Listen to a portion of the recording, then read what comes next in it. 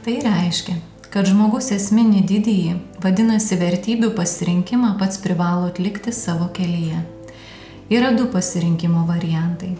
Šviesos vertybės pasirinkusysis vertikalų į kelią į dangų per savo širdį vedantį renkasi su visomis taisyklėmis, padedančiomis jame išsilaikyti.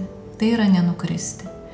Šviesos atsisakiusiajam tamsos visaleistinumo kelias su laisvo kritimo efektu atsiveria. Per vidurį pabūti galima neilgai, tačiau paskui savaiminis mėgimas su užstrigimo efektu prasideda. Todėl šviesa ir tamsa vertybių požiūrių niekados nebuvo ir nebus vienis. Kuomet pradėjau ieškojimų kelią, kas yra gėris ir blogis, man buvo vienas iš esminių dalykų, kurį supratau, kad turiu atsakyti savo, nes iš tikrųjų nuo to atsakymo priklauso mano visi pasirinkimai. Orientuojuosi tai, kas gera, aišku, o bandau išvengti to, kas blogo, nes, aišku, visokios situacijos, viskas rodė, kad aš turiu ieškoti kažko naujo. Man tas pasirinkimo klausimas labai svarbus buvo pradėjus kelio paieškas. Pritariu, Deividai. Prisimenu, kad ir man, iš tikrųjų, mano vidinis turinys, kuriame buvo tiek daug to, kas taisytina ir kas sukeldavo tiesiog prastas pasekmes. Tai mane skatino ieškoti to, kas vestų į tiesą arba į šviesesnį tą rytojų, į geresnės pasekmes. Tai va šitie klausimai mane taip pat labai domino. Taip pat aš tame etape prisimenu ir apskritai ir šiuo metu susitinku su tokiom nuostatom, kad galbūt ir nereikia rinktis, kad gėris ir blogis yra iš tikrųjų vienas kito papildinys, kad einant dvasiniu keliu kaip ir nieko rinktis nereikia, reikia tik tai būti, tik tais patirti, realiai atsiduoti gyvenimui, tiekmei ir tiesiog tai gaunasi savaime. Ir galvoju, ar tai turi pagrindų kažkokį tai ir kaip tai iš vis gali atrodyti, klausimas kyla. Ar tai įmanoma apskritai mūsų sąmonėje? Suprantu, kad tai yra iliuzija, nes iš tikrųjų žmogui yra duota laisva valia ir jis per tą valios išreiškimą jisai turi rinktis. Ar jisai tarnaus, tarkime, savo kūnui, geismams, ar jisai sieks aukštesnių dalykų. Ir nuo to, kaip jisai renkasi, klostosi toliau jų vėlesnis gyvenimas arba, kitaip tariant, jis susilaukia pasekmių. Todėl nėra kaip to buvimo nieko nepasirinkus arba tarsi nieko nedarant. Tu būtinai kažką gyvenime vis tiek renkiesi. O toje pilkoje zonoje, kaip ir mes skaitėm citatoje, iš tiesų įmanoma pabūti tik labai trumpą laiką ir paskui vis tiek prasideda involucija. Aišku, mes paskaitom dažnai išmintingų knygų ir dar tai ne viskas gaunasi, tai reikia pamastyti, ką tai reiškia. Ir tada, pavyzdžiui, aš prisimenu irgi tokias tiesas perskaitytas, kad šventieji, šviesuoliai, išminčiai, jie daro nedarydami, ar ne, tarsi jiems tiesiog reikia būti. Ir jie tuo savo buvimu jau daro. Tai šitą klausimą aš tokį atsakymą radęs, kad antropoteosofinėje irgi literatūroje paskaitose, kad išminčius iki tol nemažai ką nuveikė, kad jis galėtų paskui jau nedarydamas daryti. Ar ne, jo darimas, kita vertus, kažkaip suprantu, kad yra vidinis labiau, bet iki tol reikėjo išorėje nuveikti daug ką. Taip pat aš bandau suprasti tas filosofijas ir iš kitos dar pusės, kad irgi galima sakyti, bet čia reikia kalbėti apie labai plačius dalykus, apie kosminius ciklus, apie tai, kad Brahmos kvėpavimas, sako, yra manvantaras, ten tie ciklai, kai visata atsiranda ir jinai paskui visa turi susitraukia vėl į tą savo pirminę būseną, iš kurios vėl tas sprogimas vyksta.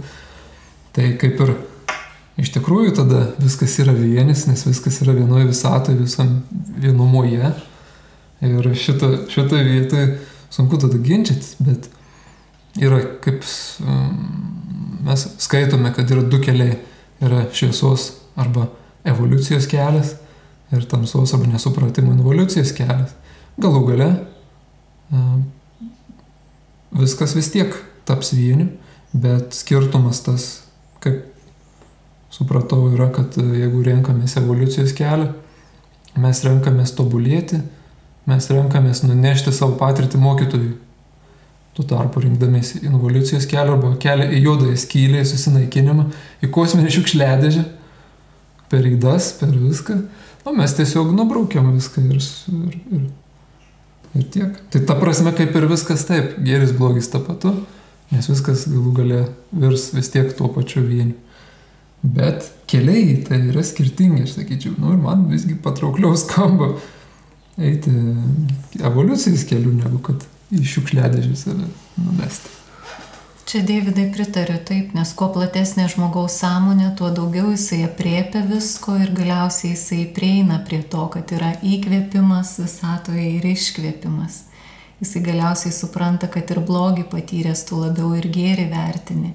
Daug dalykų jisai suveda į tą vieną, kad galiausiai viskas prasideda ir baigėsi jome. Kad daugybė yra procesų, kurie yra priežastingumas, tiesiog, kad ir gėris, ir blogis egzistuoja. Tačiau atskirimas to žmogaus yra toks aiškus, kuris turi plačią sąmonę jau. Jis daugybė yra dalykų praėjęs ir atsakęs jau savo. Tai va čia ir yra, kad mes pradžioj pradėdami savo kelią, ieškojimų kelią, iš tiesų turim aiškiai įsivertinti ir atsakyti savo, kasgi yra man gėris ir blogis. Kaip aš tai suprantu, kaip aš tai taikau gyvenime. Čia ir prasideda tie dalykai, vadinkim, vertybiniai pasirinkimai ir galų gale to atstovėjimas situacijose. Taip. Aišku, dar einant į tokias kosmogoninės galbūt temas yra dar dvi skirtis, ar ne, kada sako, kad yra in ir jan. Galim sakyti, priešybių vienybė. Ar ne, kuomet juoda, balta, in ir jan, dvi priešingos kokybės, kurias viena kitą papildo. Ir dažnai į šitą eilę yra įrašomas ir gėris, ir blogis. Tačiau tiek antropoteosofiniai pasaulėžiūroje, tiek kitur randama yra ir kitokia nuostata, kad tai nėra tapatu, todėl kad tarp in ir jan yra įtampa, kuri vadinam kūrybinė įtampa. Ar ne, visa tai iš tų dviejų polių sutverta kaip ir iš jų kūrybos procese. Tačiau tarp gėrio ir blogio kūryba nevyksta. Gėris kūrė, blogis griauna tai, ką gėris sukūrė. Tai jis priešinasi evoliucijai, kita vertus. Nes kartais irgi reikalingas yra sugriauti tai, kas atgyvena, tam, kad naujo galėtų vykti. Bet tai nėra tas pats, kas blogio griovimas, kuris realiai priešinasi tam procesui evoliucijos.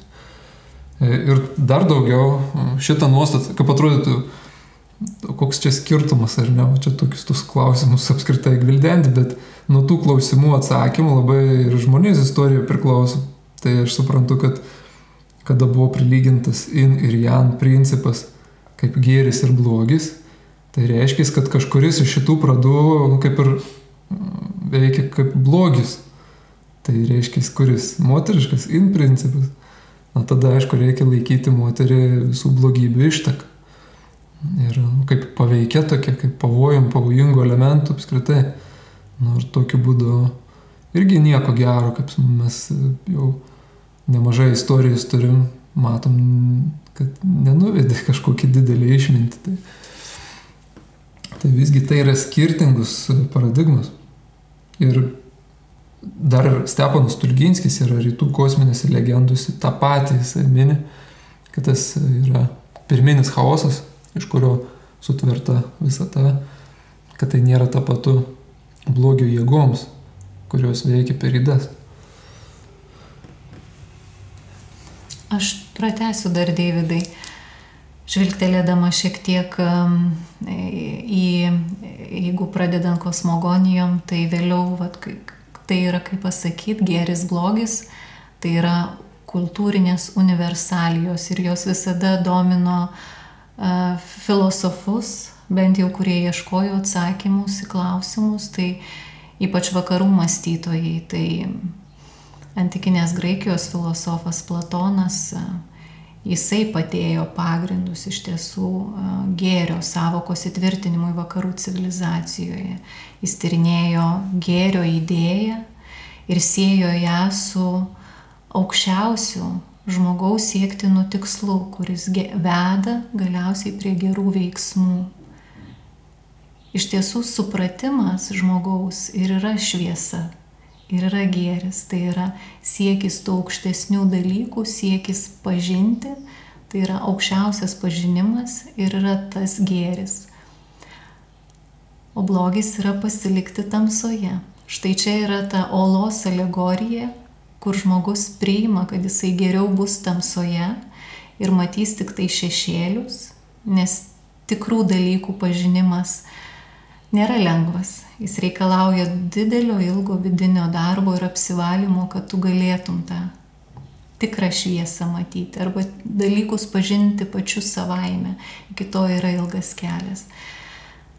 Tai tuos dalykus tyrinėjo Platonas ir iš tiesų dar įdomiau, turbūt dar toliau vedant, prisiminčiau Aurelijų Augustiną, kuris jau 4 amžiuje tyrinėjo ir blogio eschatologiją, tai yra iš kur kyla blogis. Ir kol jisai priklausė manicheistams, tai jisai dar manė, kad bloga yra visa tai, kas materialu, tai yra žmogaus kūnas taip pat yra bloga, o gėris yra siela. Tai buvo iki jam atsiverčiant į krikščionybę. O kai jau jis atsivertė ir pradėjo neoplatonizmo veikalus nagrinėti, iš tiesų pasikeitė požiūrio kampas, kad visa, kas yra gamtoje, visa, kas yra, vadinkim, matoma, regima, nėra blogi dalykai, jie tiesiog gendantis dalykai. O žmogaus siekis, nukreipimas to žvilgsnio ir įvaldymas jam duoto Dievo valia iš tiesų buvo duoti žmogui laisvą pasirinkimą. Ir žmogaus toji valia arba tas pasirinkimas siekti aukštesnių dalykų galiausiai gimdo geras pasekmes arba žmogus pasiekia pilnatvę ir laimę. Tai buvo jo atsakymas apie gėrį. O blogis visa tai, kas pririša prie geidulių, bet tai yra pasilikimas tome, vadinkime, kūniškame, geidulingiame lygmenyje. Tai prisirišimas prie geismo, sakyčiau, ir apskritai prisirišimai ir antropoteosofijoje yra įvardinami kaip tai, kas mus laiko, iš tikrųjų ta gravitacija sunkioji, kuri ir, priveda prie blogų pasekmių. Nes žmogus, kaip ir Aurelijus Augustinas sakė, yra nelaimingas ne dėl to, kad Dievas leido būti blogiui, bet dėl to, kad žmogus blogai pats renkasi. Jis renkasi tokius dalykus, kurie jį daro nelaimingą. Čia labai keli svarbus tokie niuansai paliesti yra, tai vadinama ir teodicėja, ar ne, kad kaip Dievas gali leisti blogiui egzistuoti. Tai Theos Dikijos, kad Dievas vis tiek teisus galų gale lieka pagal tą teodicėją, reiškia, kad ne Dievas, o pats žmogus visgi susikuria tą blogus dalykus. Tai čia vienas yra dėl laisvos valios. Antras yra, ką paminėjai, nuostata, kad viskas, kas materialu, materija yra blogis, nes ir daug krypčių galim rasti tokių iš senovės, kur žiūrėjo į apskritai žemišką gyvenimą kaip į kalėjimą ir tikslas pagrindinis yra žmogui iš jo išsivaduoti. Tai tame irgi galima rasti kažkokį grūdą tiesos, ar ne, nes žemiškas gyvenimas yra pakankamai sunkus tuo atžvilgiu, kad jeigu norime gyventi kažką aukštesnį, tai yra labai nelengva. Ir labai daug pagundų, labai daug visokių sunkių situacijų. Ir mes žinom samsaros dar tą sąvoką, turime išsivaduoti iš tos samsaros. Mūsų kaip ir tikslas turėtų aukščiausias būti. Tačiau čia irgi dvi skirtingus nuostatus, manau, yra.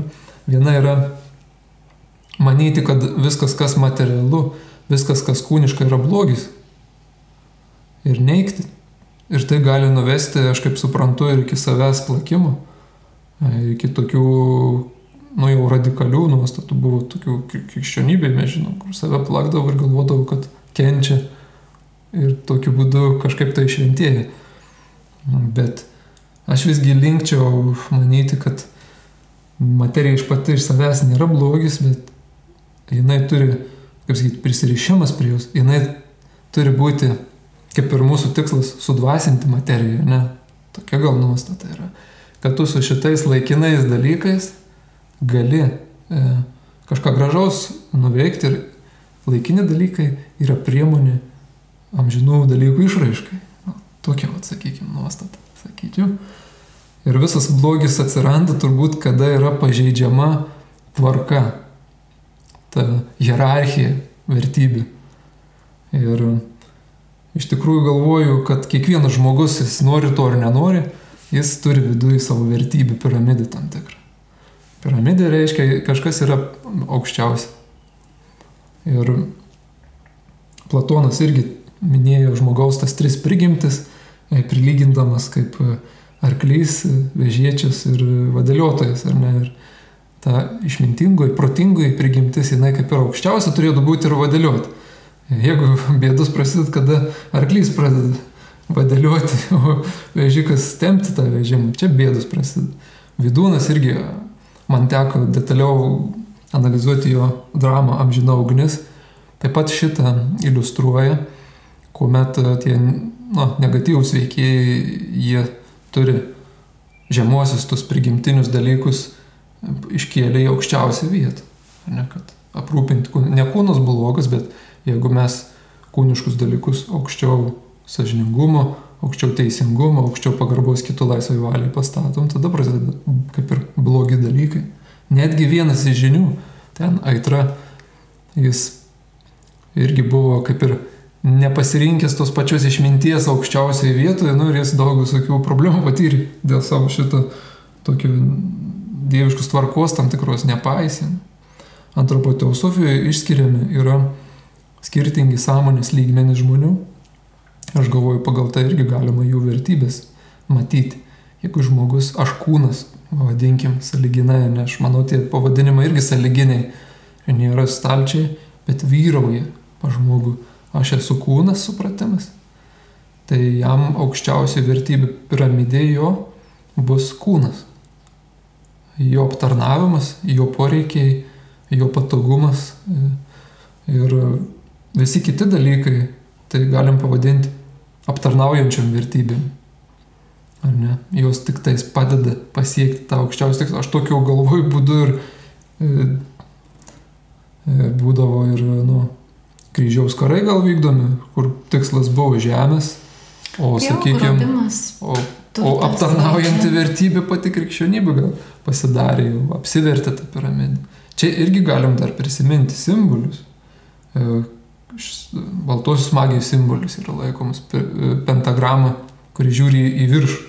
Tai yra kosminis žmogus, kurio vertybės yra orientuotos į dieviškas vertybės. Na ir juodosios apverst. Yra orientavimasis į kūniškus dalykus. Tai va tokia, ta dar atkreiptinas dėmesys yra į tvarkos pažeidimą tarp savo pradų. Ne kūnas blogas, bet jis yra sielos įrankis atlikti užduotims ir jis neturėtų vadovauti. Bet tai pasiekti, čia jau kita tema. Dar gal apie emocinį galima lygmenį pridurti, kad žmogui tuomet gali būti esminis dalykas saugumas, tai yra, tarkime, užsidarimas savo šeimos vienrate ir kad tik tai viskas ten būtų gerai. Ir negalvojimas apie bet kokį, vadinkime, evoliuciją arba progresą, siekimą pasitarnauti kažkam, siekimą galbūt dėl visuomenės, dėl bendruomenės, kurioje gyveni, tarkim, net namo bendrijoje, kažkur pasisiūlyti kažkokius padaryti dalykus gerus dėl didesnės žmonių gerovės. Tai atrodo, kad vėlgi yra susitapatinimas su tuo emociniu lygmeniu, ar ne, kad aš esu tas emocinis kūnas. Ir man svarbu, kad tik tai viskas čia būtų saugu, gražu, gerai, toks malonus, komfortiškas gyvenimas, atostogos, kuriuose viskas įskaičiuota, aš pailsėjau, ar ne, ir vėl grįžtu į darbus, taip ir gyvenu. Tai irgi rodo, kad tai yra gyvenimas, vadinkime, ar jisai geras ar blogas, tam žmogui jisai toks yra turbūt geras gyvenimas, jis taip supranta. Čia yra tie sąmonės lygmenys, kur mes ir sakom, kad gėrį kiekvienas supranta pagal tai, kas jam yra gera. Bet iš tiesų, vadinkime taip, iš aukščiausiojo gėrio arba iš gėrio idėjos pozicijos, tai yra egoizmas. Tiesiog ne tas grubus gal savo užsidarimas ar ne, bet šeimos rate yra taip pat egoizmas. Aš manau, labai gerą pavyzdį pasakėjai, iliustruojanti, kad tai, kas vienam gėris, kitam gali būti blogis. Ar ne, kad čia irgi reliatyvi sąvoka gali būti. Nes tas žmogus, kuris yra labai egoistas, viską žiūri tik tai savo, jam pereiti prie savęs suvokimo kaip savo šeimos dalimi, turi labai didelis žingsnis į priekį. Ir tikrai ir daug žmonių, aš suprantu, kad kurie dar jiems tą žingsnį tikrai padėti reikia. Ir tai jiems yra evoliucija. Tuo tarpu yra kito tipo žmonės, kurie jau kaip ir jaučiasi tą šeimą, bet joje užsidaro ir viskas tik šeima ir netgi pamena tam tikras vertybės, teisingumo, kažkokį sąžiningumą vardan to, kad mano šeimai būtų gerai. Tai jau čia jau jam sekantis laiptelis būtų gal žiūrėti, o kokie tėvynės čia reikalai mane domina ir kad mano šeima yra platesnė. Tai vienam gėris, kitam blogis. Antropoteusofijoje aš visgi esu radęs gerą tokį paaiškinimą apie gėrį ir blogį irgi, kad gėris yra tai, kas veda į evoliuciją, blogis tai, kas veda į involuciją. Ar šitą situaciją padeda išspręsti šitą mintis, kad vienam etape tam, kam yra gėris, kitam ir nelabai. Dėl to ir nesusikalbėjimų galbūt labai daug yra. Nes vienas sakys, ne, čia blogis, o kitas sakys, čia man gėris. Kaip ir kalbėjom kažkada, kad jeigu žmogus turi grubų labai prisirišimą, tarkime, ar jis narkotikus vartoja ar ne, ir jis tą prisirišimą pakeis kažkokiu švelnesniu, tarkime, cigarete, tai ta cigaretė nėra tiek kenksminga, kiek narkotikai. Ir tuo metu jau jisai švelnina tas pasekmes. Arba būna dažnai priklausomybė turintis eina į religijas ir savo priklausomybę pakeičia tam tikrą prasme dogmatizmą. Tokiu labai kietu tuo įsitikinimu savo tiesos, kuris tame etape yra labai gerai. Bet tolimesnėme etape tai jau yra stabdis. Nes pradžioje reikalinga yra turėti nepajudinamą tiesą, į kurią įsikibus nepatraukti atgal. Vėliau, jeigu norima tobulėti, jau reikia pradėti gyvai žiūrėti. O kodėl taip yra, nes dar tos tiesos nesuspėtas įgyvendinti, nors jas labai patinka. Tai apie tą toliau. Iš tikrųjų, kaip antropoteosofijoje sakoma, kad jeigu tu nori stoti į kelią, tai galiausiai susigrumti, kad ir su savo vidinėmis tom savybėm prastosiam arba ydom, tu turi pareikšti valią. Tai reiškia turėti norą, imtis tos valios ar ne, valios vektorių nukreipti, kitaip sakant, keitimuisi. Ir tada darbo, kasdienio darbo reikia. Tai noras, valia ir darbas. O kasdienis darbas tai darbas su savim. Tai reiškia tam, kad tu padarytum kažkokį pokytį, šitie dalykai reikalingi. Ir aš sakyčiau, tada, kai žmogus jau pradeda nuosekliai ir kryptingai savo disciplinos tos laikytis, ar ne, praktikuoti, melstis, įstebi savo elgesį situacijose, keičia jį, kiek įmanoma, palengva, labai nepaprastai keičiasi tos ypač stiprios tokios mentalinės programos tapusios dogmomis. Tada jau darosi iš tikrųjų galimybė realiai pereiti tą tokią ribą, kai tu pradedi tiesiog mąstyti apie visus dalykus iš esmės. Ir tavo gyvenime yra, kaip tu nebegali tiesiog gyventi nepasirinkęs, aš net nežinau, kaip tą gali įvardinti.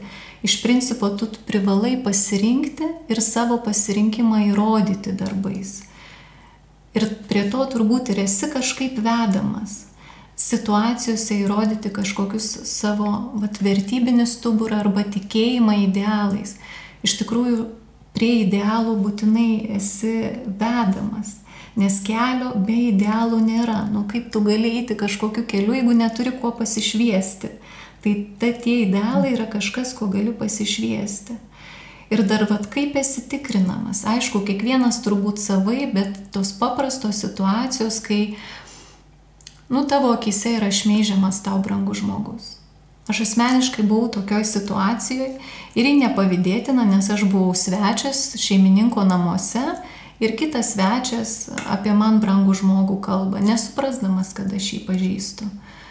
Nepaisant to, kad tai yra labai nepatogu įžeisti kaip ir šeimininką, bet aš turėjau griežtai pasisakyti tiesiog, kad nesutinku absoliučiai. Ir ar jūs esate kažką skaitęs, bent jau, kad taip kalbat.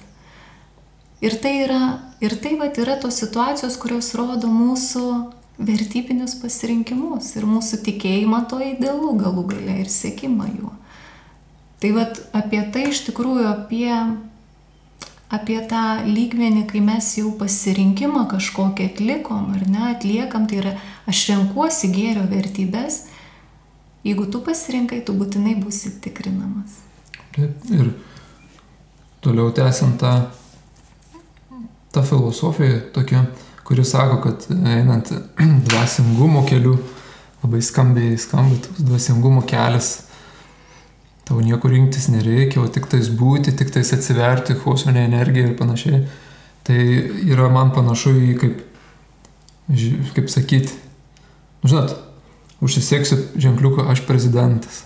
Ir aš netapsiu prezidentu nuo to, kad ir kaip manifestuosiu ir vizualizuosiu. Tai reikia atlikti konkrečius veiksmus, labai daug mokytis ir dirbti, kad būti prezidentu. Ir dar kai būsi prezidentu, o dar klausimas, ką tu gero nuveiksi tai tautai. Tai ir su to ieškojimų keliu, dvasingumo keliu, pavadinkim. Taip, jeigu mes vizualizuosim, tik tai manifestuosim ir galvosim, kad tik tais atsiverti reikia, tai toks kaip ženkliukų prisisegimas. Aš irgi esu už tai, bet kada situacija pareikalauja tas gėrio ir šviesos vertybės įgyvendinti, tada tikroji vertė pasirodo. Ir aš irgi įsitikinęs esu, kad tik tu pasakyk, kad renkiesi, kad esi sąžiningas, kad esi toks ar anoks, iš karto gyvenimas netruks atsiųsti situaciją ir gyvenimas kalba situacijom ir ta situacija sakys, kaip ir iš tikrųjų. Ar reiškia, kad ir labai, pavyzdžiui, tos vertybės iš tikrųjų seniai yra žinomos. Antropoteosofijai labai daug tiesų yra, kurios yra iš senų senovės. Išmintis yra viena, skirtingais laikmečiais atverima vis kitaip. Net yra terminas Sofija, ar ne išmintis. Šventoji išmintis net yra Hie Sofija, kuri ir nėra asmuo, yra kažkas, prie ko tu arba prieini, arba neprieini. Ir aišku, vertybiniam nuostatom. Pavyzdžiui, negeisk svetimų turtų. 10 dievų, sakom, labai puikus pavyzdys yra vertybių. Tai ir ateina. Aš labai altruistas, pasakykim. Aš labai dėl kitų rūpinuos. Ir ateina situacija, kuomet, pavyzdžiui, susidaro sąlygas nepastebėtai paimti tai, kas kitam priklauso. Ir galbūt jis net nepastebės to ir nepasigės. Bet o sąžinė ką? Ar ji bus rami? Ar tai, kaip sakant, nesidžiaug radęs, neverk pametęs. Apskritai yra nuostata, kad mes šiam gyvenime nieko neturim, ar šiaip ar taip. Atėjai be nieko ir išeisi, taip pat nieko nenusineši. Tik tai klausimas bus, ką per gyvenimą, ar teisingai tą, ką laikinai paturėjai ir teisingais būdais gavai. Ir kaip elgeisi su kitais visose situacijose. Man patiko, aš prisiminiau Algirdo Toliato žodžius. per kažkurį pamokslą jisai sakė, nesvajokite apie rojų kažkada, kai numirsite. Tai susikurkite rojų žemėje. Iš tikrųjų, tą rojų kuriamės dabar. Tai yra, kaip tu sugebėsi su kitais sutarti, kaip tu elgsiesi įvairiose tose situacijose, kai reikia vertybinius pasirinkimus atlikti. Tai iš tikrųjų taip tu ir gyvensi. Tai arba tu pasieksi tą laimę, ar būsi nelaimingas. Vat ir Augustinas apie tą patį kalbėjo, kad mes turime laisvą valią ir dėka tos laisvos valios, priimdami pasirinkimus, mes gauname pasiekmes iš tikrųjų. Ir iš tikrųjų toks pasakymas, kad nereikia rinktis, man atrodo kažkuria prasme ir paneigimas savo laisvos valios, nes reiškia, aš neturiu nieko čia daryti. Bet tada, kada žmogus pradeda neigti pat savo laisvą valią, atsitinka toks nemalonus dalykas, kad staiga atsiranda daug tų, kurie mielai tą valią tavo pasinaudos. Ir tie manipuliatoriai yra labai linkę žmonės laikyti aš kūnas, sąmonė, prisirišime, vartotojiškume, tai kad tada labai lengva jūs valdyti yra ir jie nekel problemų. Jie labai yra patogus jūs valdyti ir jūs, kaip sakyti, melžti ar kažkaip tai savo įsivaizdamam ir tikslam panaudoti. Tai paprasti pavyzdžiai, kad ir mūsų sąjūdis. Jis kada kilo, nedaug tų žmonių buvo, kurie, įsivaizduokim, jie kėlė tautos idėją aukščiau savo fizinių kūnų gerovę, nes fiziniam kūnui tai didelis pavojus eiti su tom mintim ir idėjom buvo. Jie iškėlė kažką virš savo asmeninių gerbų, virš savo komforto zonos. Ir jie to tikėjo. Bet labai daug buvo tų, kurie sakė, kad čia yra savižudiška. Čia kažką daryti, tik tais nejudinkim, gerai gyvenam, turim po butą tą sovietinį duotą, tai dar kas pasisekė mašiną turim, priklausom partijai, sakant, ir visi laimingi būkim. Bet tokiu būdu už materialų tą tokį gerbuvį mes ką iškeičiam? Savo gyvenimo būdą, savo mąstymo būdą, savo apskritai daug kas ir išdavė vienas kitą vardan to, kad gautų kažką. Žodžio laisvė, tikėjimo laisvė, galų gale pagarba savo šaknims, savo kalbai, tautiškumo visos vertybės. Aš kadangi domėjausi Stepanu Stulginskiu, tai yra teosofų draugijos atkūrėjas po karo, tai jis irgi pats tą išvadą pasidaręs buvo, kad atnešta santvarka iš rytų, jinai labai priešiška bet kokioms dvasingumo apraiškoms buvo. Ir vien už tai, kad jie gilinosi į Rericho darbus, susirinkdavo, diskutuodavo, jos išvežė į lagerius, į anglies kasyklas. Vien dėl to, kad tu kažkaip sieki mąstyti. Būtent. Kaip ir jis pats sakė, mes siekėme tapti geresniais žmonėmis, gilinomės į visatos paslaptis, kad kuo geriau pasitarnautumėm kitiems. Ir Stulginskis realiai tą ir darė, savo profesinę veiklą architektų. Ir sako, mumis už tai ištrėmė. Tai tada labai patogus žmogus yra toks. Jį suviniuoti, nes jam reikia, kaip sakant, kažką pavalgyti skaniau, ar automobilį duok ir jisai nusiramins. Bet tai nėra žmogaus idėja. Žmogus irgi kaip idėja gali. Vidūnas sakė, žmogus gyvas tol, kol žmogaus idėja gyva. Ir tauta gyva, kol tautos idėja gyva.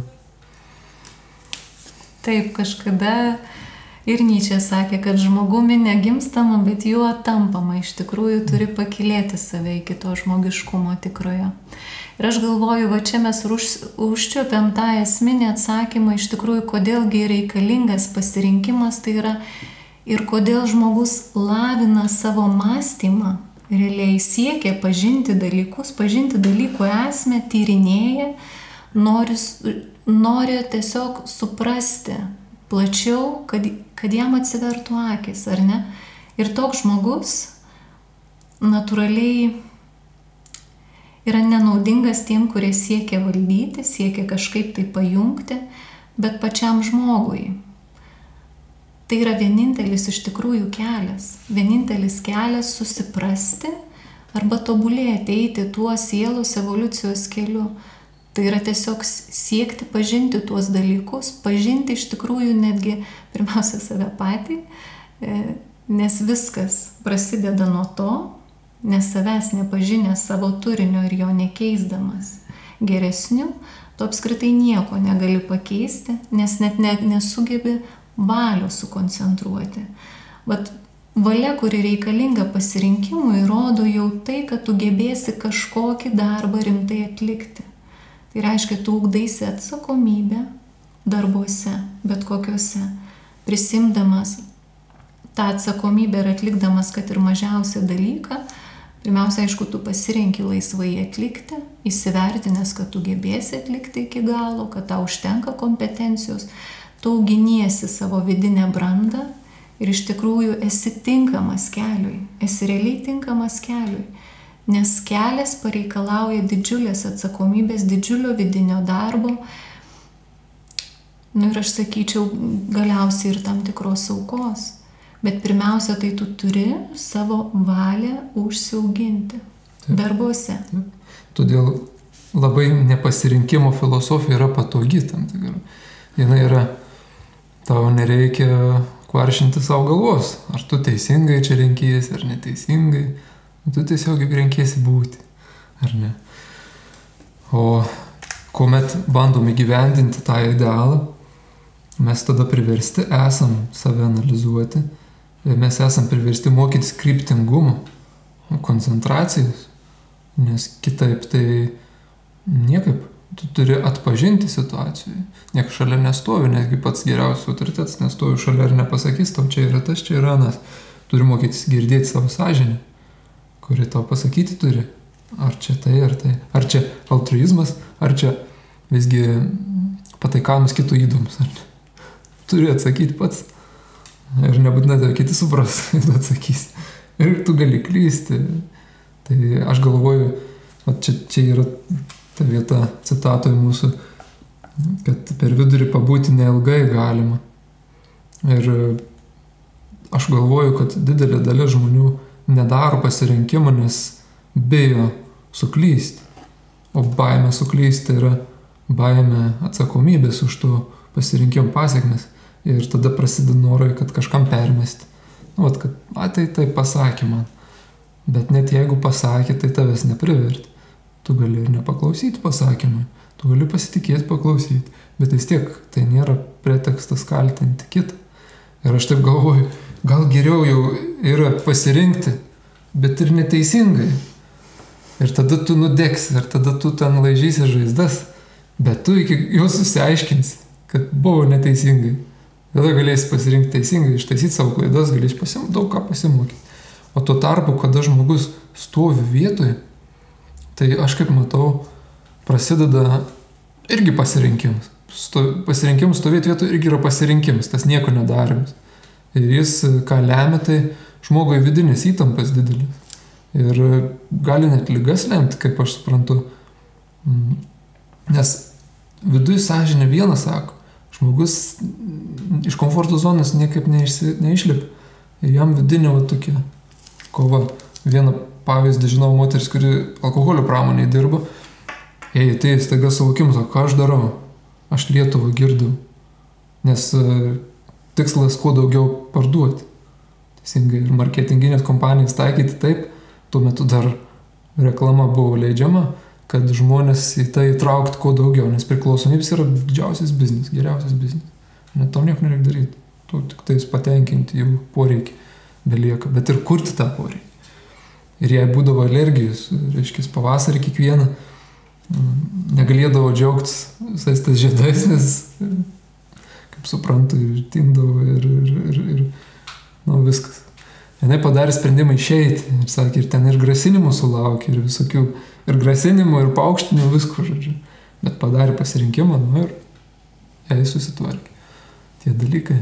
Tai mūsų sąžinė kartais duoda ir per ligas, aš suprantu, tokį, kad tu rinkis, negali ant dviejų kėdžių sėdėti. Jeigu jos neklausysi ir keletą situacijų, jų daug, vis tu ją paminsi, galiausiai smeksi į tokią patį ir vangumą, kur jau mes sakom iš tikrųjų, kaip pelkėje situacija yra, kada jau nebematai ir sąžinės nebegirdi. Viską gali pateisinti, tiesiog kiekvieną savo pasirinkimą tada pateisini. Nes taip reikėjo. Taip, ir ta tyla gali pritarti prie baisiaus. Iš tikrųjų, tyla mumis per tą nepatogumą, ar ne, dažnai yra atstovėti savo vertybės nepatogu labai ir sukelia santykių kažkokių tokių pabangavimų. Tai tas toks komforto zonoje siekis išlikti gali žmogų privesti prie tapimo bendradarbių pačių baisiausių dalykų netgi. Ar ne? O aš tik tais norėjau nesikišti. Bet tyla reiškia pritarimą. Jo, dar Kristus iš tikrųjų ragi parašyta ir Evangelijoje. Sakė, būk karštas arba šaltas, tik nebūk drungnas. Aš irgi esu už tai, kad žmogus turi turėti savo poziciją. Tebūnė jis klysta, tebūnė jis tuo metu netikintis ir gal jisai aktyvus netikintis. Bet tie aktyvus netikintis paskui gali būti labai aktyvus tikintis, kai jis iš tikrųjų atranda ir atsiverčia. Bet kai tu tą vidurio kelią renkiesi tokį, kad aš neutralus, neįmanoma, taip negali būti. Nes gyvenimas vis tiek reikalauja pasirinkimų. Vat ir tų vertybinių pasirinkimų, kur savo sąžiniai turi atsakyti. Ir tas niekur nedings, tas visada išlieka ir mūsų siela išsineša visą tą patį. Ir tai kiekvieną mūsų pasirinkimą praktiškai palydi paskui liekamieji reiškiniai. Aš sakyčiau, čia yra sąvokų painiava. Viena yra neutralumas. Tu gali nepritarti, bet išlikti neutralus. Taip. Aš sakyti, žmogus matai klysta, bet nenori jo valios sulaužyti, kaip sakant, ir pakeisti. Ne? Arba kažką reikia perduoti informaciją, tai tu jos nepasuki savo linkme, tu neutraliai tą darai. Bet, pavyzdžiui, tavo gali būti visai kitokia pozicija. Tai pozicijos neturėjams ir nepasirinkimas yra visai kas kita negu neutralumas. Taip. Šitus dvi sąvokos dažnai maišomus. Ir kodėl maišomus? Dėl kad patogu jas maišyti. Patogu, pritariu.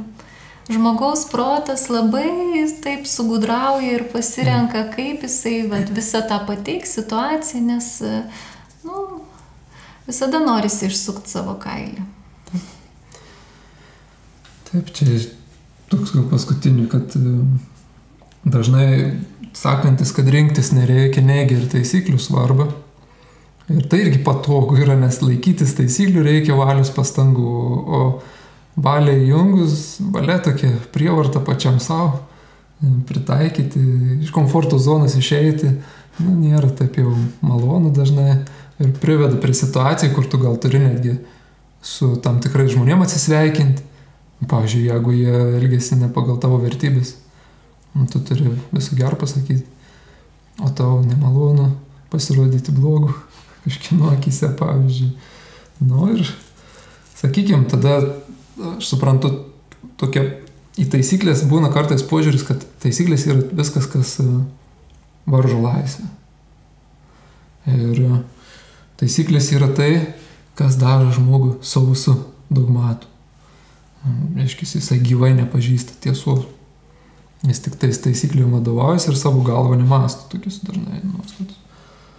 Bet aš sakyčiau, čia irgi yra toks lengvo kelio paieškos, kada, sakykime, nereikia man taisyklių, aš pats savo taisyklę susigalvoju ir neturiu autoritetų. Tai yra skirtumas, kada randi autoritetus, nes pripažįsti, kad nesi visą gali šiam pasaulyje, o kad yra kas daugiau už tave suvokia, supranta ir kad tu iš jų gali mokytis, tu esi dėkingas galėdams mokytis. Tai reikia įjungti valią situacijose, klysti, daug galvoti ir naktim nemiegoti kartais, ar ne, ir išgyventi daug tokių sunkių dalykų, savo paties netobulumų pamatyti ir rasti jėgų toliau vis tiek ieškoti.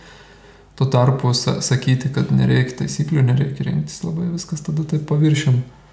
Bet tas žmogus, aš taip įsivaizduoju, bent aš save prisimenu gyvenimą iki paieškos idealo, tas gyvenimas iš tikrųjų neįdomus yra. Jis yra prisitaikėlių gyvenimas yra. Ir nėra tų sunkumų, nėra skausmo to vidinio išgyventi, bet ir neįdomu. Tai pagalvoju, be šito viso grinimuose ar mano gyvenimo aš pats vertų laikyčiau tokį, kaip kad dabar yra, kur reikia ir klysti, ir stotis, ir klupti, ir save matyti netokį nušvitusi, ar ne? Kur man siūlytų kitus kryptis, kažkokie tai žmonės save matyti jau kažkur tai. Taip, Deividai, taisyklės galų gale yra ir tvarka. Ir žinom, kad jeigu tu jokios tvarkos negali priimti, kaip egzistuojančios tam, kad visa, kas yra, iš tikrųjų visos karalystės, gali sakyti, yra begaliniai aiškioj tvarkoj. Viskas visatoje yra labai aiškioj tvarkoj. Yra tam tikra tvarka arba taisyklės, kaip kažkas veikia. Kaip kažkas supranta vėlgi savo vietą ir kas yra žemiau ir kas yra aukščiau jo, kad galų galėtų vadovui. Tai juk nevadovausi pats, tu supranti, kad tau duos nurodymą, ar ne, ir tu turi paklusti, nes tas, kas yra tavo vadovas, jis aišku yra plačiau matantis ir jisai geba suprasti, kokias atsakomybės tau patikėti. Tai atitinkamai, jeigu žmogus niekaip negeba į jokią sistemą įsilieti ir jos tvarkos nepriimti kaip natūralios ir teisingos, reiškia, jisai absoliučiai negeba ir su savim tvarkytis, dirbti su savim, nes be tvarkos, jokios harmonijos nėra. Nėra. Jokioj sistemoje, jokioj struktūroje jos nebus. Tai reiškia, ir tavo viduj nėra absoliučiai nei pusiausvyros, nei harmonijos. Tai taip, kad tvarkos priėmimas ir tuo metu, jeigu tu net nesupranti ir tavo protas priešinas, trauk bala, vis tiek daryk, kažkada suprasi, kodėl to reikia. Nes ego mūsų labai daugam prieštarauja. Protas susigalvos, kokiu tik nori pateisinimų, kodėl aš neklausysiu, nepriimsiu, man nereikia. Aš toks puikus, aš žinau, kaip elgtis, kodėl aš čia turiu klausyti taisyklių. Bet tai yra, iš tikrųjų, kuo mes labiau nusilenkiam tai tvarkai, kuri kolektyviniam taisyklėm paklūsta, ar ne? Tuo mes labiau ir atsiveriam tai kolektyviniai sąmonė ir mažinam egoizmą. Aišku, aš ir tą paminėčiau, kad yra ir ta kita medalio pusė, kada aš sako, žiūri į burną, ką nori pasakyti, kad žmogus nieko nemasto, yra taisyklė, viskas, aš laikausi. Ir jis tada iš tikrųjų galima taip, pilnai pritariu, nueiti į dogmatizmą, vien tik taisyklėm vadovaujantis ir visiškai nebandant įsigilinti, o kodėl jos tokios yra, kad ir gal ir nesuprasti iš pradžių, kodėl. Bet kiek aš patyriau, tai anksčiau ir vėliau ateina supratimas, kodėl ateina situacijos, kurios gyvenimas įdomiai veikia, atsiunčia situacijas, kurios paaiškina, kodėl taip ir jeigu toks tas klausimas kirba. Ar ne, ir taip, bet aš pilnai pritariu, kad galima nueiti į dogmatizmą prisiskaičius taisyklių, vien jomis vadovaujantis taip, sausai taip, be jokio pamąstymo, be apgalvojimų, be tokio kontempliavimo į tai, toks paviršutiniškai tai žiūrint. Sutinku, taigi bet koks kraštutinumas yra blogai. Taip. Tiek tas visą leistinumas, tiek, kad jeigu aš jau laikausi taisyklių, tai jau tampu toks dogmatikas, nepajudinamai ir net nebandau į esmę įeiti bet kurio to dalyko ar taisyklės. Tai iš tikrųjų reikia išminties. Taip, nes visame. Kodėl reikia tų taisyklių pradžioje laikytis, nors ir nesuprantam? Todėl, kad taisyklė, kuri laikomas, palaipsniui tampa vertybė. Tiesa. O kol vertybės nėra, tai taisyklės yra tas gėris. Taisyklė yra gėris. Vėliau taisyklės gal ir pradeda stabdyti vien iš tos pusės, kad nebandoma jų suprasti. Bet kada žmogui tai yra vertybė, ar ne? Labai gerą pavyzdį buvo Vidūnas pasakęs, kad apie teosofiją, kad teosofija tai nėra kažkoks išmąstomas mokslas, kad jis yra susijęs su patyrimu. Ir kiek jau aklas beskaitytų knygų traktato apie šviesą ir ginčytųsi tarpusavėje aklieji, jie niekaip tos šviesos nepažįsta dar. Bet kai jie praregi tada jau nebereikia jokių ir traktatų jums. Jie ir patys ją mato ir gali papasakoti, kaip jinai atrodo ir kaip kur kas yra, ir kaip šešėliai krenta, ir kur nekrenta, ir kaip kas. Taip ir aš sakyčiau, panašu yra su taisyklėm ieškojimus. Jos yra būtinos ir tik nereikia savęs užkelti tiek aukštai, kad man nebereikia taisyklių, nes puikybė labai greitai numeta žemyn žmogų nuo bet kokių gerų ketinimų.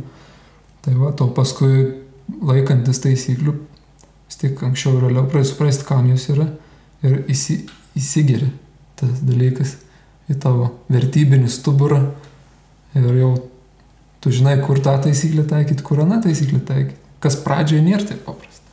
Labai daug vidinių būna svarstymų, o kas čia svarbiau.